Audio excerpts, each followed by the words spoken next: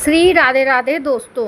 आज मैं फिर आपके लिए कथा लेकर के आई हूँ। कथा का शीर्षक है भक्त धन्ना जी। भक्त धन्ना जी का जन्म श्री गुरु नानक देव जी से पहले पूर्व कोई 53 वर्ष पहले माना जाता है। धन्ना जी का जन्म मुंबई के पास धुआन गांव में एक जाट घराने में हुआ। धन्ना जी के माता पिता कृषि और पशुपालन करके अपना जीवन यापन करते थे। वो बहुत ही निर्धन थे। जैसे ही धन्ना बड़ा हुआ उसे भी पशु चराने के काम में लगा दिया। अब वह प्रतिदिन पशु चराने जाया करता था। गांव के बाहर ही कच्चे तालाब के किनारे एक ठाकुर द्वारा था, जिसमें बहुत सारी ठाकुरों की मूर्तियां रखी हुई थीं। लोग प्रतिदिन वहां आकर माथा टेकते व भेंट अर्पण करते। धन्ना पंडित को ठाकुरों को पूजा करते, स्नान करवाते व घंटियां खड़खड़ाते रोज देखता था। अल्प बुद्धि का होने के कारण वो समझ ना पाता। एक दिन उसके मन में आया कि देखते हैं कि ये क्या है। उसने एक दिन पंडित से पूछ ही लिया कि आप मूर्तियों के आगे बैठकर आप क्या करते हो। पंडित ने कहा, ठाकुर की सेवा करते हैं, जिनसे कि मनोकामनाएं पूर्ण होती हैं। धन्य ने कहा, ये ठाकुर मुझे भी दे दो। उससे छुटकारा पाने के लिए पंडित ने कपड़े में पत्थर लपेटकर दे दिया। घर जाकर धन्य ने पत्थर को ठाकुर समझकर स्नान कराया, भोग लगाने के लिए कहने लगा। उसने ठाकुर के आगे बहुत मिन्नतें की। धन्य ने कसम खाई कि यदि ठाकुर जी आप नहीं खाएंगे तो मैं भी भूखा रहूँगा। उसका ये प्रण देख करके प्रभु प्रकट हो गए तथा रोटी खाई व लस्सी पी। इस प्रकार धन्य ने अपने भोलेपन में पूजा करने और साफ मन से पत्थर में भी भगवान को पा लिया। जब धन्य को लगन लगी, उस समय उसके माता पिता बूढ़े हो चुके थे और वो अकेला नवयुवक था। उसे ख्याल आया कि ठाकुर को पूजा से खुश करके यदि सब कुछ हासिल किया जा सकता है तो उसे अवश्य ही ये करना होगा, जिससे घर की गरीबी चली जाए तथा सुख की छाँव आए। ऐसा सोचकर ही वह पंडित जी के पास गया। पंडित से कहा कि हमें एक ठाकुर दे दो। पहले तो पंडित ने ठाकुर देने से मना कर दिया और पंडित ने कहा, जाट इतना बुद्धिमान नहीं होता है कि वो ठाकुर की पूजा कर सके। दूसरा, तुम तो अनपढ़ हो। तीसरा, ठाकुर जी मंदिर के बिना कहीं नहीं रहते और ना ही प्रसन्न होते हैं, इसलिए तुम जिद मत करो और खेतों को अपने संभालो। ब्राह्मण का धर्म है पूजा पाठ करना और जाट का धर्म है अनाज पैदा करना। लेकिन धन्ना टस से मस नहीं हुआ। अब तो धन्ना डंडा लेके खड़ा हो गया पंडित जी के सामने कि पंडित जी हमें ठाकुर जी को दे ही दो। अब अपनी पिटाई के डर से पंडित जी ने जो शालिग्राम मंदिर में एक फालतू पड़ा था उठाकर धन्य को दे दिया और पूजा पाठ की विधि भी बता दी। अब पूरी रात धन्य को नींद नहीं आई।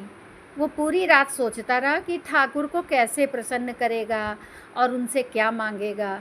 सुबह उठकर अपने नहाने के बाद ठाकुर को स्नान कराया, भक्ति भाव से बैठकर लस्सी, रिड़की व रोटी पकाई।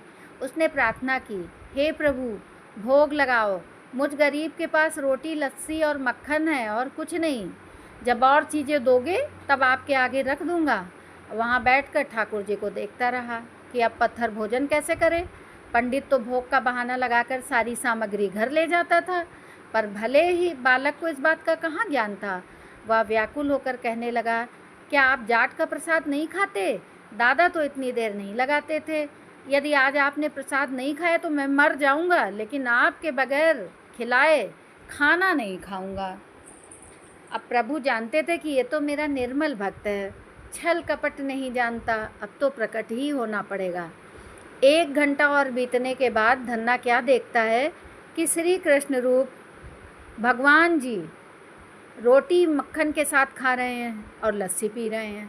भोजन खाकर प्रभु बोले, धन्य जो इच्छा है मांग लो, मैं तुम पर प्रसन्न हूँ। धन्य ने हाथ जोड़कर विनती की और कहा, जो तुम्हारी भक्ति करते हैं तू उनके कार्य संवार देता है।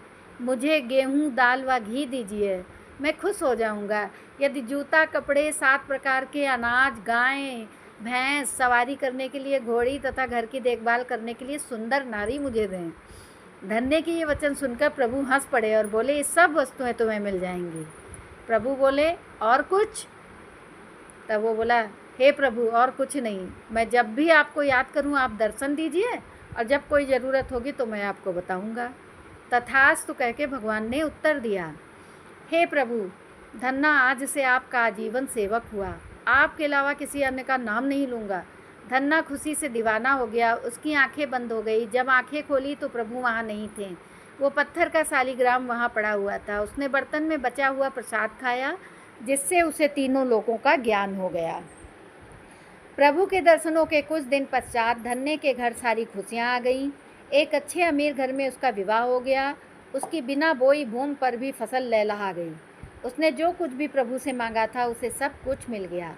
किसी ने धन्य को कहा, चाहे प्रभु तुम पर प्रसन्न है, फिर भी तुम्हें गुरु धारण करना चाहिए। उसने स्वामी रामानंद जी का नाम बताया। एक दिन अचानक ही रामानंद जी उधर से निकले। भक्त धन्य ने दिल से उनकी खूब सेवा की तथा दीक्षा की मांग की। रामानंद जी ने उनकी विनती स्वीकार कर ली और दीक्षा देकर धन्य को अपना शिष्य बना लिया। धन्ना राम नाम का सिमरन करने लगा। मौज में आकर धन्ना कई बार भगवान को अपने पास बुला लेता और उनसे अपने कार्य पूर्ण कराता। तो ऐसे थे भक्त धन्ना। और धन्ना की बहुत सारी कहानियाँ हैं। आपको हम धीरे धीरे करके और भी कहानियाँ सुनाएंगे। आपको ये कहानी कैसी लगी हमें कमेंट करके अवश्य बताइएगा और मेरे चैनल को सब्सक्राइब अवश्य करिएगा। धन्यवाद दोस्तों।